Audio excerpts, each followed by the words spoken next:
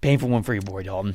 Trap game? We very clearly a trap game, but it shouldn't have been. And I'll get to that. You know what? I'm going to get to that immediately after we do the top 5 because I got to get into it. Denver wins this one, 26-7. Let's take a look at the top 5 for the Denver Broncos because I got to get into my point here. Safety Brandon Jones for the Denver Broncos, 92.8. Great in this one. Cornerback Riley Moss, a 91.1. Linebacker Cody Barton had an 83.5. Guard Quinn Miners, 76.7. And then wide receiver Cortland Sutton with a 75.6. Bo Nix in this game, his best game so far as a pro, 72.9. And on Tampa side of things, cornerback Zion McCollum, he is playing well to start this season. An elite 90.8 overall grade.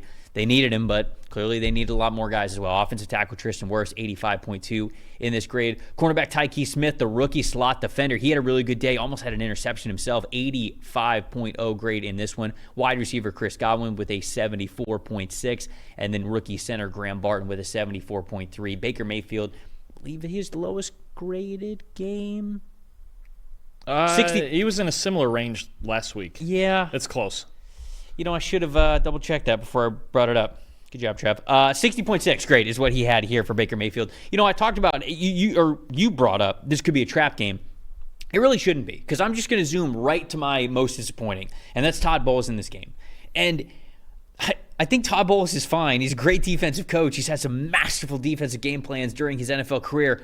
Sean Payton has this dude's number like you wouldn't believe. Evan Winters, who's the NFL editor for A to Z Sports, he tweeted this out. Sean Payton, when he goes up against Todd Bowles in the regular season, since Todd Bowles has been a member of the Tampa Bay Buccaneers organization in 2019, Sean Payton is 7-0. His offense has averaged 29.7 points per game.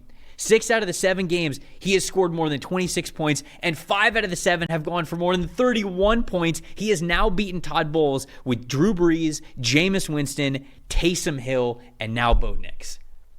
Sean Payton has Todd Bowles figured out.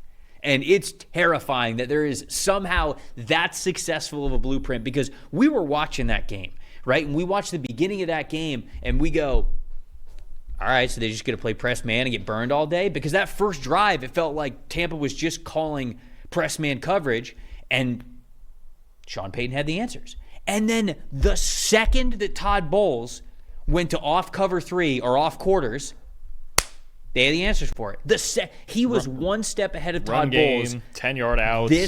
This entire game, he was one step ahead of Todd Bowles. And it's sort of one of those games where I think Bowles got up to the podium afterwards, and he's like, outplayed us, outcoached us, out-effort, everything. Like, it was just the Denver Broncos were better, and they absolutely were, and I think it was in the coaching category as well, so that was the most disappointing. But stat that told the story. What is it for you? I'm going to take the Bucs offensive angle as kind of stat that told and most impressive, and kind of I'm just going to do my whole Bucs bit right now because it's pretty much all tied together.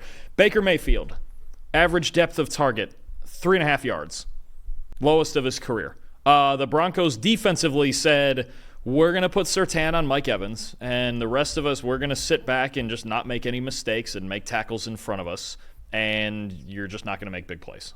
And the Bucs just responded by going, okay, then we won't. That's pretty much how it went. 3.5 yard average depth. He only threw 3 passes over 10 air yards. 1 for 3 with an interception. Mike Evans had 2 catches for 17. Surtain did a really nice job on him. Longest pass play of the day, only went 13 yards, and it'll tie in most impressive in coverage. You saw Brandon Jones there with the interception. Riley Moss was really good with the pass breakup. Patrick Surtain had a quiet day, but that's because they kind of shadowed him on Evans for a good chunk of it. Not every single play, but a good chunk of it, and it was just kind of locked down. Surtain. Nobody plays Deion Sanders coverage anymore. Only Deion Sanders does. But that's what I'm saying. Yeah. Like, nobody plays, all right, Deion, you're guarding this guy every single snap. Yeah. And he goes, okay. Yeah, no. The only one who does do that is Deion Sanders at Colorado, but I'll save that for tomorrow. Player coach? Yeah. Eligibility. And then just the Bucs, look, if you've got the Broncos sitting back and you're going to have an answer, you would think, okay, let's run the football. Our offensive line's getting better, we think, right? And my most disappointing is just Rachaad White. 11 touches, 35 yards, and on the season, he's at 2.1 yards per carry. It sure looks like through 3 games that Bucky Irving's just going to take over this job, because he had 70 rushing yards yesterday. Big run that started to light a spark. I think that might have to be a thing. But altogether, the Bucs just complete inability to make big plays in this game because of the way the Broncos were playing in coverage. and then inability to adjust off of that and maybe run the ball or do something different. It was just a complete just stall on the part of the Bucs, and they need to find a way to get Mike Evans the ball more. They need to scheme that up. He's got 120 yards in 3 games. Don't put your 1,000-yard streak in danger now either. Yeah, you can't. Don't endanger the streak. That's what I know. most. Look, I said it through the first 2 games, and he was our leading receiver again. Chris Godwin has been fantastic, but still Mike Evans out there. The list of Buccaneer priority accomplishments every season: win the Super Bowl. Mike Evans gets 1,000. Are we sure about that? That's the order? Because you just recently got a Super Bowl. But that's what I'm saying. No, but that's the goal every season, right? For every team, no matter what, until you get eliminated, the number 1 goal is to win the Super Bowl. Number 2 is Mike Evans 1,000 yards. Yeah, not even win the division. We're off to a slow win start. The division. Slow start with that one. Mike Evans needs to get the 1,000 yards. Zach Tantillo, our head of social media, is a Bo Nix defender. He's an Auburn guy, so lifelong Bo Nix fan here. I made a deal with him that said if I say good things about Bo Nix, then he'll promote the show more so we get more viewers. So here you go, Zach. As if it's not his job anyway. I know, I'm just messing with him. So Bo Nix is my stat that told the story in this one. And honestly, it's the confidence of Bo Nix in this game. You go through 2 games, they were not good, right? Big-time struggles. They were 2 games that looked about as poor from Bo Nix since the Auburn days. Again, sorry, Zach. But during his time at Oregon, the thing that always stood out to me about Bo Nix is that he was confident, right? It was that confidence in the offense that he played in for those entire 2 years that he was there. And the second year was even better than the first because of the familiarity that he had. The first 2 weeks of the NFL season, they were rough. And I was joking about this when we were watching the game up in the office. It's like, oh, I didn't know Bo Nix was allowed to get better. I thought that we were supposed to kick him out of the NFL or something because that's how everybody was talking about him. Oh, Bo Nix is terrible. He's a bust. He'll never be good. We got to calm down, man. Give these guys a little bit of time. Now, again, it's Sean Payton. He knows Todd Bowles really well, and so it's a good game. Obviously, we got the track record there, but Nix played well. You see it on the screen. 2 big-time throws, only 1 turnover-worthy play, and adjusted completion percentage a lot closer to what it looked like in the Oregon days at a 78.1, and the bottom number right there is the one that I love the most, Dalton. 0 sacks in this game, despite being pressured 6 times. You talk about sacks sometimes being a quarterback stat, right? It can be an offensive lineman stat. If you get whooped up immediately before the quarterback even has time to end his 5 or 7 step drop or even get to a second progression, if they're in your face within 2 seconds of when the ball is snapped, that's an offensive lineman sack. That is on the offensive line. But if you're hanging on to the ball a little bit too long, if you're somebody who's sort of like running into these pressure sacks, sometimes sacks can genuinely be a quarterback stat. Nix being pressured 6 times in this game, yet having 0 sacks, just shows the confidence that he is getting and how much more familiar he is becoming with an NFL pocket. Understanding how much time he has there. And they say the eyes in the back of your head, right? The feel for when guys are trying to either punch the ball out or bring you down one way or the other.